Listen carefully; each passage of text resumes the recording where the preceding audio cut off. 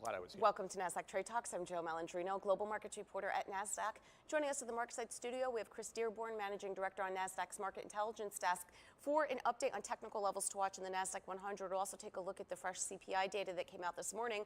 Chris, it's great to see you as always. Welcome back to Trade Talks. And I guess the question is, does the CPI data support the narrative that's in the market that we'll see a soft landing? I don't know. It seems to be that this either pause or another hike. It doesn't suggest anything of reversing course. You know what, it was a tame CPI number across the board. You know, and when you dig into it a little bit, the housing number was a big increase, but not as bad. And if you strip out housing, it was really, instead of being 0.2, it was really only 0.1% higher. So actually everything's kind of trending in the right direction as expected. And if you throw the unemployment claims on top of it, the weekly claims came in at about 248,000, a little bit higher than expected, which also lends credence to the claim that it's trending in the right direction.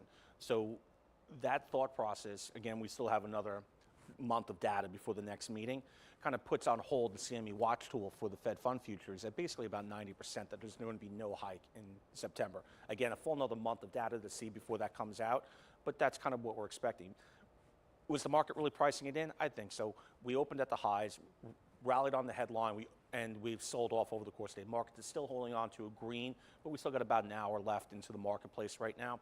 So it's kind of hard to think of what really will drive this even higher back to where we were this morning in the last hour or so of trading. So my thought process is it was a sell the news type of event because it's already been priced in. The index has been down the last couple of days on China and a number of other items. And with that, you're looking at, you know, are we here for a pause or are we going to pull back? And that's kind of where we are. That's what the thinking is right now, that a consolidation phase in the index following the earnings period is a good thing coming into the rest of the summer with lighter volumes across the board. It sounds typical August-ish It does, trading. doesn't it? I think what might have spooked the market a bit was the Fed governor of San Francisco had came out and said, of course, that there's more to be done. They're focused on that core number. That's hawk.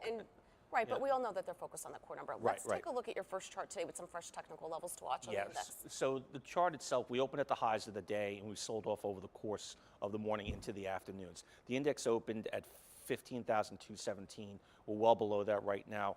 The ball game comes in at the 50-day moving average, which is right now is 15,135. We're waffling around that price point right now.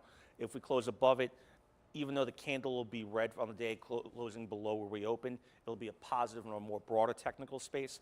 If that doesn't hold, support sits at 14,930, then 14,300, a pretty quick drop. Resistance overhead is tight, 15,275, 15,400.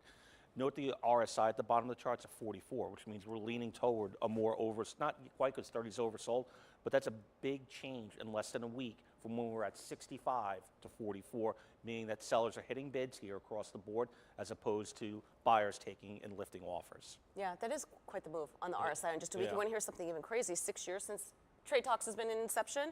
The index was at 57.88 and just at, what, 15.2 right now? So, I mean, look at the performance in just 6 years, which is why, as longer-term investors, through all the volatility we've seen in the past 6 years, it makes sense to certainly stay in that stat. An index like the Nasdaq 100. I mean, far outperforming the S&P and the Dow. Absolutely. Speaking of, let's take a look at the constituents that are leading the way in the index. Is the breadth continuing to widen today? The breadth is still positively skewed. 65-35 when I came down here. You actually got 6 companies that made new 52-week highs today. A couple on earnings and upgrades, Mercado Libre and a few others. But Cisco's making a new 52-week high, Lululemon, Marriott, Comcast, Constellation. So you've got good names there. Again, but the weighting kind of skews towards the heavyweights even after the reweighting. So that 65-35 is really more neutral than anything else when you look at the weighting as opposed to the number of companies, but the breadth is still strong across the board. 6 new highs. But it's also encouraging that the 6 names that just hit the new highs are across multiple sectors. It's not like it's just the Magnificent Seven or whatever it's being called that is leading the way. You know, you especially who covers consumer and retail, a lot of those names are in there. Correct. And what's exciting about it is it's a continuation. For the whole month, we've had a number of companies. Some of them are the same, but like yesterday, Baker Hughes made a new 52-week high, right?